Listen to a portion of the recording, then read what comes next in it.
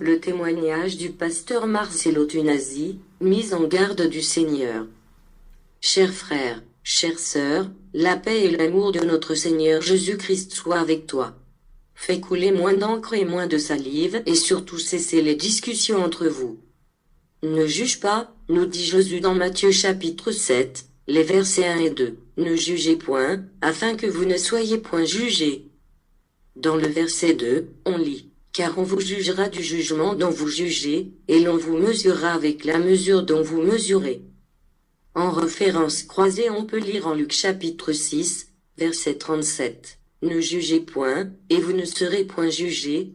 Ne condamnez point, et vous ne serez point condamnés. Absolvez, et vous serez absous.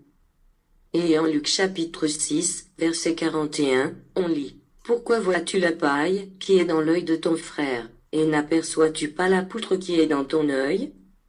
Fin du verset. Malgré cet avertissement du Christ, qui s'adresse à vous et à moi tous ensemble, il me semble bon, en votre nom, et en mon nom propre, nous qui mettons notre espoir en Jésus et qui le recherchons à travers différents guides spirituels en ce monde, de préciser ceci sur le témoignage du pasteur Marcello Tunasi, à celui ou celle que l'Esprit de Dieu habite, qui parle avec force, autorité et séduit les foules. Sache que Dieu n'a jamais donné toute sa sagesse à aucun homme sur la terre, sauf Jésus, qui ne sait d'ailleurs comme fils ni le jour, ni l'heure sauf le Père. Matthieu, chapitre 24 verset 36, Marc chapitre 13 verset 32, Actes chapitre 1 verset 7. Cher guide spirituel, cher pasteur Tunasi, chers frères et chères sœurs qui m'écoutent en ce moment, sache que, si donc l'Esprit de Dieu t'habite, évite de faire de ta conviction personnelle, la parole de Dieu, car aussi bien les cieux sont élevés au-dessus de la terre, la pensée de Dieu est loin de la pensée de l'homme. Le seul homme à qui Dieu, l'Éternel, a parlé vis-à-vis est Moïse. Dieu a écrit de son propre doigt, la loi qu'il a remis à Moïse son serviteur.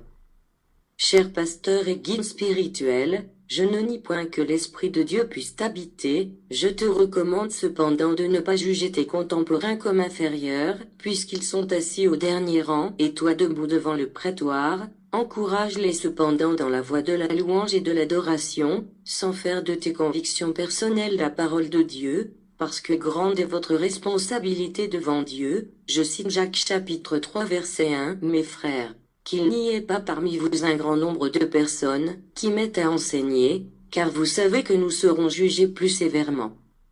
Fin du verset. Beaucoup seront responsables des âmes qu'ils auront égarées. Cher pasteur et guide spirituel, toi qui penses être habité par l'Esprit Saint, et qui séduit les foules avec des enseignements et paroles fortes, rappelle-toi que Saul a été oint par Dieu, comme les textes bibliques en 1 Samuel chapitre 10 verset 1 et 1 Samuel chapitre 9 verset 16. Saul a été oint par Dieu à travers le prophète Samuel et a été fait premier roi d'Israël, comme en 1 Samuel chapitre 15 verset 1, Israël peuple de Dieu, mais que Saul a été rejeté par Dieu pour n'avoir pas agi selon les instructions de Dieu, voir 1 Samuel 16 verset 1 et 1 Samuel chapitre 13 verset 13 et 14. Sœurs, frères habités par le Saint-Esprit, prie le Seigneur, psaume 141 verset 3, de veiller sur la porte de tes lèvres, de peur que bien qu'habité par le Saint-Esprit, ce que tu dis et enseignes, ne soit un piège pour toi. Rappelle-toi ce qui est arrivé à Saul, pourtant oint de Dieu et roi d'Israël. Ô bon parleur, écoute et deviens bon entendeur, pour être davantage sage, et évite le culte de la personnalité, le culte de la séduction vide de foi, le culte matériel et comme dit 1 Pierre, chapitre 5 verset 2, paissez le troupeau de Dieu qui est sous votre garde, non par contrainte, mais volontairement, selon Dieu, non pour un gain sordide, mais avec dévouement, non comme dominant sur ceux qui vous sont échus en partage, mais en étant les modèles du troupeau. Voici d'ailleurs ce que révèle le Seigneur Jésus au clergé et autres guides spirituels du monde.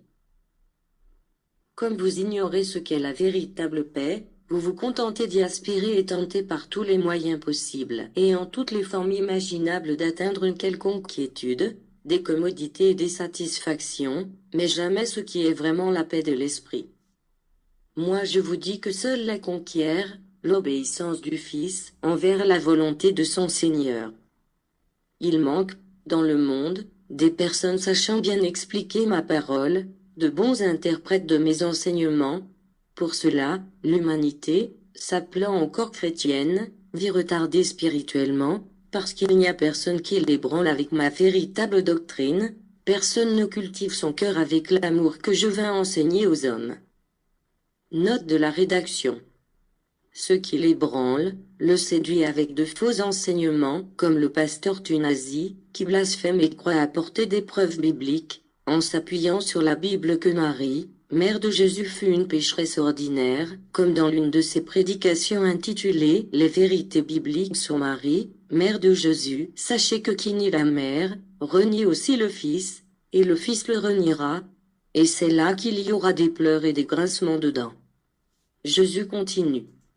Jour après jour, en des murs, des églises et des temples, l'on prononce mon nom et l'on répète mes paroles, mais personne ne vibre, personne ne se bouleverse de leur lumière, parce que les hommes en ont confondu le sens. La plupart pensent que la vertu de la parole du Christ consiste à la répéter maintes et maintes fois machinalement, sans comprendre qu'il n'est pas nécessaire de la prononcer, mais bien de l'étudier, la méditer, la mettre en pratique et la vivre. Si les hommes savaient rechercher l'essence en la parole du Christ, à chaque fois, ils la découvriraient nouvelle, fraîche, vivante et palpitante, mais ils ne la connaissent que superficiellement, ainsi, ne peuvent ni ne pourront s'en alimenter. Pauvre humanité, perdue entre les ténèbres alors que si proche de la lumière, pleurant anxieusement alors que la paix est à sa portée. Mais ils ne peuvent contempler cette divine lumière, parce que certains leur ont bandé les yeux, sans pitié. Moi qui vous aime vraiment, je viens vous aider en vous écartant des ténèbres et en vous prouvant que tout ce que je vous dis en ce temps-là fut valable pour tous les temps et que vous ne devez considérer cette divine parole comme une ancienne doctrine, dépassée. Parce que l'amour, qui fut l'essence de tout mon enseignement, est éternel et, en lui, réside le secret de votre salut, en cette ère de confusion, d'immense amertume et de passion effrénée. Je reprouve ceux qui prêchent une foi aveugle, une foi sans connaissance, une foi acquise au moyen de crainte et de superstition. N'écoutez pas les paroles de ceux qui attribuent à Dieu tous les maux qui frappent l'humanité, toutes les plaies, famine et peste, en les appelant châtiment ou colère de Dieu. Ceux-là sont les faux prophètes. Éloignez-vous d'eux parce qu'ils ne me connaissent pas et veulent enseigner aux hommes comment à Dieu. Vous avez ici le fruit de la mauvaise interprétation que l'on a donnée aux Écritures des temps passés, dont on n'a pas encore trouvé la trace du langage divin tout au fond du langage humain, avec lesquels furent écrites les révélations et les prophéties. Beaucoup s'en vont parler de la fin du monde, du jugement dernier, de la mort et de l'enfer, sans connaître un atome de la vérité. Vous en êtes déjà à la 3e ère, et l'humanité accuse encore un retard spirituel. Ces ministres, théologiens et pasteurs spirituels révèlent bien peu de la vie éternelle, et parfois rien du tout. Je leur révèle aussi les mystères de mon arcane et je vous demande, pourquoi les taisent-ils?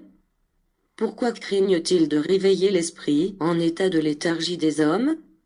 Ma doctrine vous enseigne un culte parfait, spirituel et pur à l'égard du Père, parce que l'esprit de l'humanité est arrivé, sans s'en rendre compte, au seuil du temple du Seigneur, où il entrera pour sentir ma présence, écouter ma voix au travers de sa conscience, et me voir en la lumière qui descend sur son esprit.